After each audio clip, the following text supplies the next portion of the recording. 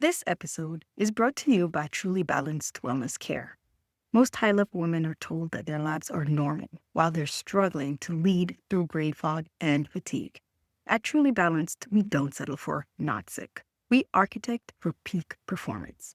Whether you need a 30-minute hormone strategy session to audit your labs or are ready for our 3-month Jumpstart Intensive, we provide the physician-led roadmap to get you back to your best. Visit the link in the show notes or go to www.trulybalancedwc.com to secure your spot. Now, back to the conversation.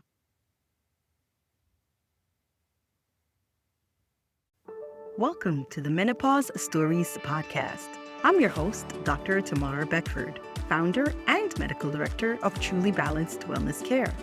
This is the space where we stop the guesswork and start the optimization. We're pulling back the curtain on that midlife hijack and giving high-achieving women the clinical roadmaps and unfiltered stories they need to reclaim their edge. Let's get into today's story. Okay, I am so glad that you guys are back. I am here with one of my great friends. I've known her for over 5 years now when we think about it. This is the one and only Dr. Dosumu. I'm going to have her introduce herself and tell you all about what's going on right now in her life. And then she's going to tell us a little bit about when she started noticing things were changing during this wonderful pause of our life called menopause. All right, go ahead, Dr. Dosumu. Thank you so much, Dr. Beckford, for the invitation. This is truly good work you're doing because, a lot of women are suffering in silence and they actually don't even know what's going on in their bodies. So, my name is Dr. Ronke. I am a board certified pediatrician by training. I've been in practice for over 30 years. I've been married for over 30 years, and I'm the mother of 3 grown adult children. I am also a coach for women in business and in marriage. So that's briefly what I do. Oh, wonderful. So, since you are a coach for women in business and in marriage, I'm going to ask you during our conversation today how some of this applied during that portion of their lives. Because I know when we really think about menopause, it's such a disruptor if you don't know what's going on, and it can disrupt your marriage, it can disrupt so many parts of their lives. So, later on, we definitely want to get into that. But right now, tell me from a personal standpoint, what was it like for you during this journey? When did you start noticing like something's not right? Something is off. How did it present to you? And what were some of the things that you did in order to be able to overcome that portion in life? What was going on at that time? So I think for me, the most disturbing aspect of it Mm-hmm. was what I call the heat wall. I was Heat hot war. all the time. It's a heat wall because Yeah. literally that wall built a barrier between me and everyone else. It constantly a cause of tension. I was someone that was always cold, and then suddenly, Mm. I'm hot. I'm in the car. I'm winding down the window. Everybody's freezing, and like, what's going on? We're cold. So I think that was my most difficult challenge. That's the first thing I noticed, and it's the one also that persisted the longest. Mm. And of course, once you're not comfortable once your body's in heat dysmorphia, I don't know what you want to call it, it Mm-hmm. was very difficult to do a whole lot of things. You can't Mm. sleep well, you're constantly irritable and cranky. So that's what I would say. I started noticing that in my late 40s, early 50s. Did you ever, because one of the things that you also mentioned and that I also know personally about you is that you run a very successful practice in the Northeast area. When this started happening, did you ever notice it kind of having a little bit of disruption to you as a successful businesswoman? And what were some of the things that you noticed and you had to like, okay, I need to get this under control, either mentally or physically, because I have this business to run? Mhm. So I think the first thing that I noticed is a switch in. I've been a morning person all my life, and then I would wake up in the morning with a pep in my step, ready to take on the world, and it Yes. became harder and harder, to wake up in the morning because I had not slept well the night previously, Mhm. and also just in the office, seeing people, I became a little less patient, a little Okay. bit a little less patient. I mean, my practice is pediatric, so you know that parents of children like to speak. Right. It becomes a therapy session sometimes in the pediatrician's office. So I became a little more impatient. And I had to Mhm. catch myself a few times, like, whoa, what's going on? So those were the things that affected also directly my practice for sure. Absolutely. Well, I'm glad that you were able to, catch that on very early. Were you aware, like, whoa, I think I'm going through menopause? Or did it take time for it to come to this realization, like, well, this is what's going on? Because a lot of times things are happening and we just deal with it as it comes, right? Bam, bam, bam. But we're not thinking of it as the constellation of symptoms, like, whoa, wait a minute. This is what's going on.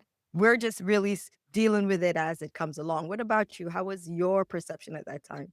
So I think there was some parts of it that I recognized, but there were other parts that I didn't recognize. I have a lot of older friends, so I think the most outward symptom that you've seen is people having hot flashes and sweaty. So I had Yes. seen that and I recognized that. But there were many other symptoms which I did not personally recognize because it's not things that people had publicly shared, just things like aches and pains and the shoulder particularly. Mhm. Then of course later on I recognized it, but initially was just like, why does my shoulder hurt all the time? Why is my shoulder stiff? And that's not, something that I had heard a lot of people discuss previously. You're right about this. And this is one of the reason for this podcast, right? Is for our ladies out there. There's so many things that we go through, and we go through it silently because it's either we just never think about it, we just kind of deal with it. Like your shoulder hurts, so you're like, my shoulder's hurting. I'll just use the other shoulder, and I just won't use it as much. But then because like the biggest thing that we hear about with menopause, perimenopause, is the hot flashes. So if you see someone fanning, and it's so often in church, we see, on vacation, or even if you're in a restaurant. Yeah. But so that we say, but we're not thinking about the other things.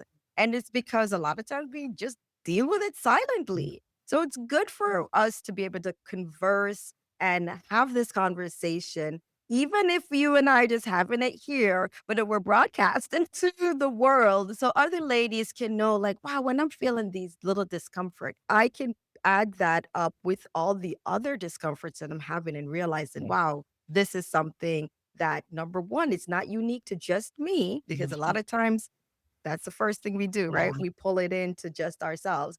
But it's something that's going on in women in this phase. And it's important for me to know what's going on, understand it, so that I can either get it treated or be on the lookout for what are the factors, what are the pros and the cons of treatment? Is it something I feel like I want to deal with naturally? Do I want medication? Everything, all the decisions that you make, the important part of it is that they're informed decisions, and that's what the point of this is. Alrighty, so you've been through this portion in life, and one of the things that happens during this portion, I know that if we look at even the statistics about relationships, men and women, divorces, and so on, a lot of it is happening during this portion in the life, especially for women, right? When we think Yes. about it, there's so many changes. Now, you yourself, you said if you are a counselor and this is part of your skill set. So tell us, what are some of the things that you have noticed? And this is for us ladies to listen to out there all also, not to say that this is a therapy session for you. We're just giving you stories so that you can see what's going on and see if this might help you in some ways. So go ahead, tell us what are some of the things that you've noticed during your counseling of couples during this period in their lives. Right. So I think initially I started out coaching women for life and business, and I Mhm, noticed that most of my clientele were high achieving women, middle age. mhm, And I kept hearing the same thing. I'm done. I'm tired. I'm tired all the time, And a lot of them also started to have problems with in their relationship around middle age. And it mhm. was things like, I don't want anybody to touch me. I'm already hot enough as I am. So little things that started to build walls in their relationship. Mhm. Heat was the first one, So I The actually heat named something wall. called Menopause. But actually, divorce has been going down in the population in younger women, but it's Mhm. actually going up in those over 50. Mm, And a lot of times there were silent issues in marriages that were not being spoken about. But when you now add the hormonal changes of menopause and perimenopause, and women not being able to adapt as they used to, not being able to carry as much as they used to, either because they're too hot and too irritable. They didn't sleep well, so they don't have the capacity, or they're Mhm. just angry and, they have a short fuse all the time. Mhm. Estrogen is a good modulator. And when it goes down, somebody else appears, only person. Mhm. But the problem is that, because in relationships, these things are not talked about. The husband doesn't know how the wife is feeling. It's just like, oh, don't touch me is rejection. It's not, Yes. so the language around why we're acting, how we're acting, the woman doesn't know it. So of course the partner definitely doesn't know it. And Mhm. these things have actually led to an increase in relationship issues. And that's what I've been observing, in my clientele. Absolutely. And the when you're talking about the modulator, the infamous estrogen, it's so important for us to realize it has a bigger role than we thought. And right now, as we are peeling back the layer of us Mhm. women in this portion of our lives, that's when we're realizing that our mindset and what we've often been taught about estrogen was its role in puberty and Yes. its role in you being a mother. For you to be able to get to start parenthood, or but for you to become a parent, pregnancy, and then after that it's like, oh, Yeah. it just magically disappears Mhm. and life goes on. But once we started to realize, like you're saying, it as a modulator, it has so much more than just having you to transform during puberty and then being able to have you to reproduce. Like once our reproductive years have started to cease, you start noticing like, oh wow, she was actually, I call estrogen she. That's just me. That's my mindset. She was actually doing a lot more than we thought. Our mood and even like our joints. Yeah. So as we start losing that, like you said, another person starts to erupt. Now, is it also something you mentioned that you are helping these women during this phase of their lives, and they're very high achieving women? Were there any other things that you noticed that they would describe in this portion of their lives when the estrogen levels were declining? Now we can look at it from the outside and say, like, we're having some estrogen decline. What were they talking about when it came to like their mental states and also the clarity or decision making? Because I mean, these are powerful women. They're deciding on businesses, and their businesses affect others' lives, Yes. you Yes. know? Can you tell us any of those?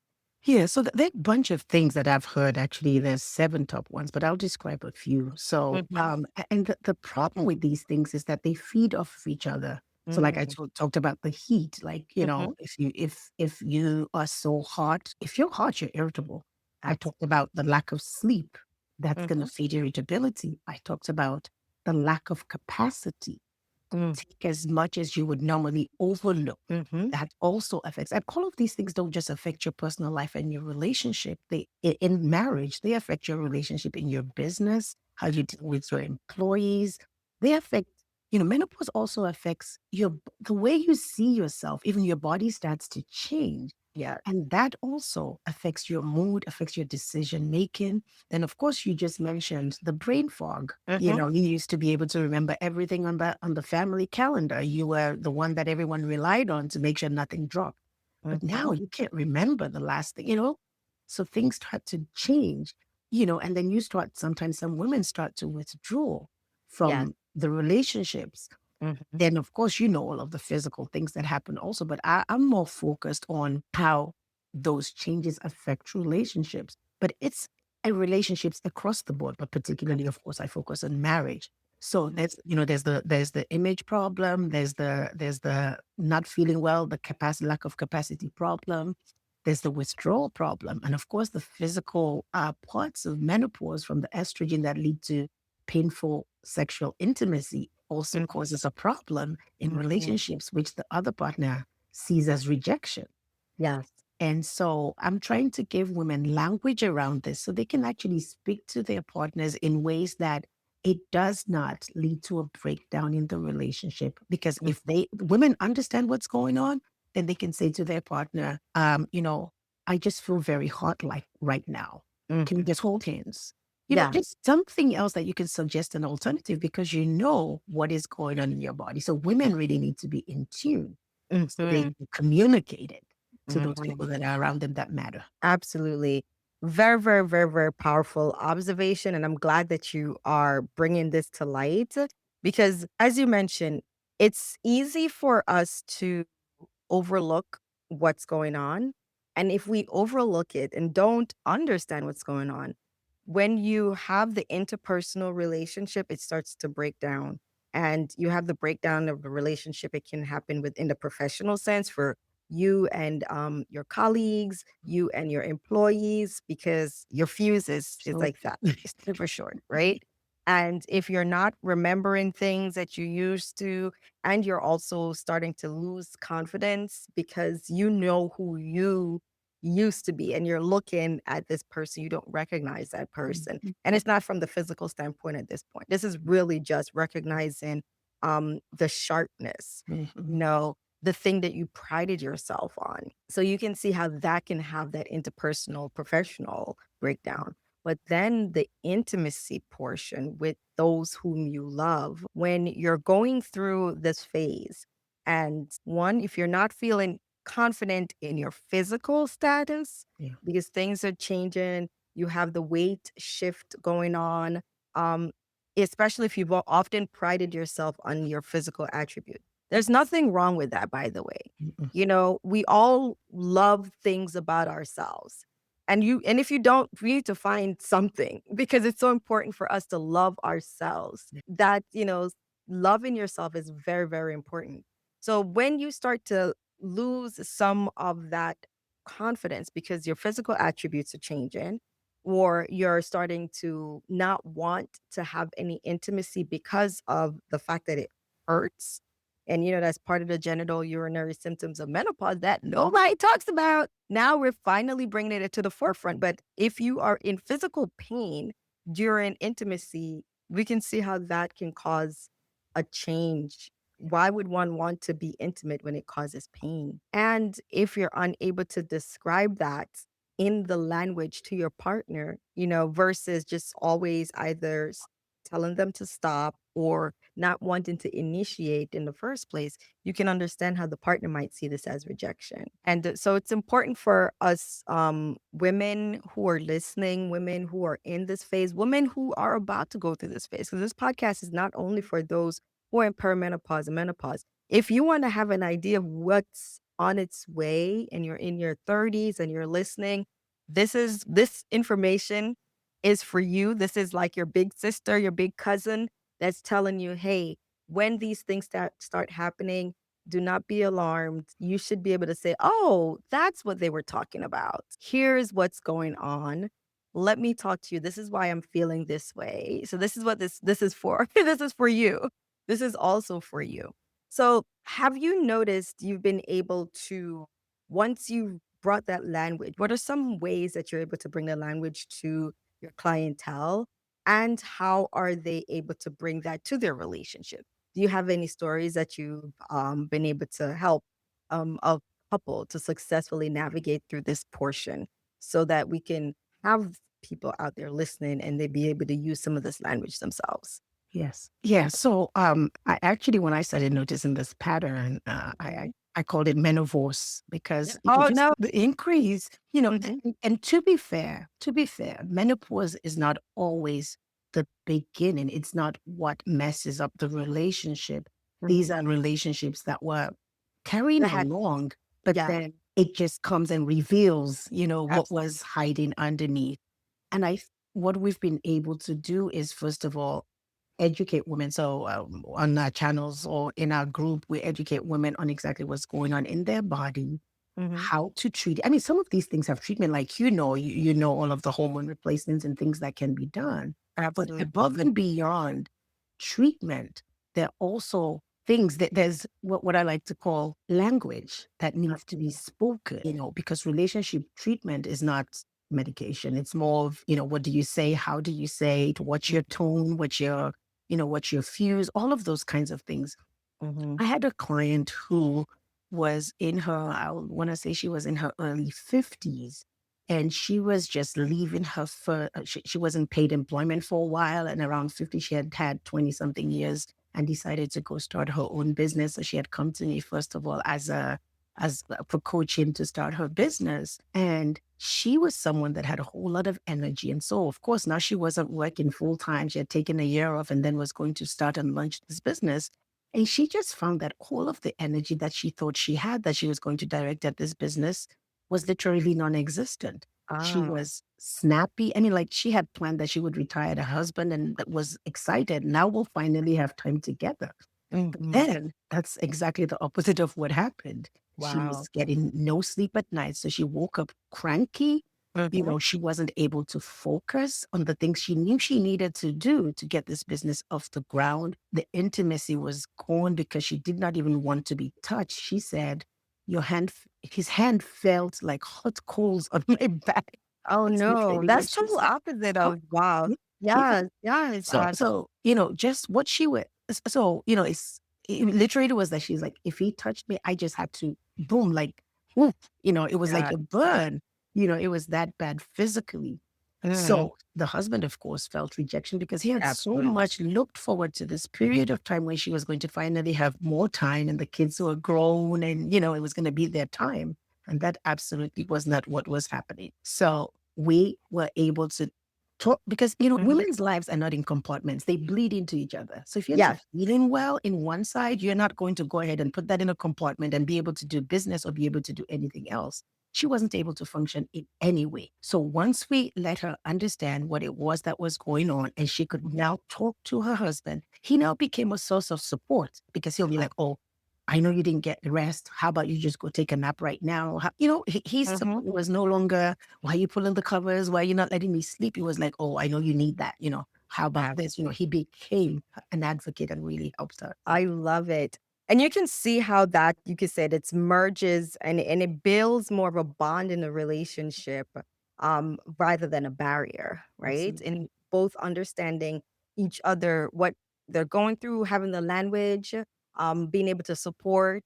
And I'm pretty sure that with that, there were different areas of time it's not that she was feeling that way all the All the time. time. Yeah. And therefore she was able to still have periods of intimacy during the time when she was not feeling that way, and then was able to explain this to her husband. So love, love, love. Well, before we finish this wonderful conversation, I have a fun question of the day. So, when we think about even when you're going through the thick of all of this, through menopause, the heat wall, or even the mindset, the aches, or so. What would you say? What song would epitomize what you were feeling at that time or even any lyrics? So that's an interesting question. What one song I think once I recognized that I was actually singing, I Mhm. was driving down this highway on the way to work and I felt so hot. The good thing is I was in the car alone Yeah. and it was in the middle of winter. So I So was you can able to slide the wind window down down. over all the windows and the breeze was blowing through my hair. And I was just singing, this girl is on fire. I was like, they're not on fire. It's getting like, This yes, internal let's fire. go. You know, that's one thing that really helped because I was able to turn that heat. I was like, in my mindset, this Mhm. is, I'm going to be on fire today. It's going to be a fun day. And I just sang my way to the office with the wind Yeah, blowing and it really helped it me. really got you through. So there we Yes. go. Alicia Keys, this is a Mhm. fire. Yes. Alrighty. Well, thank you so much, Dr. Desomo, for stopping by the Menopause Stories podcast and sharing not only your personal story, but also the story of those who you're helping in this wonderful to not go into menopause, to Absolutely. understand what's going on so they can have better relationships within not just their businesses that they're building, but also within their personal lives, the relationships that they're going through.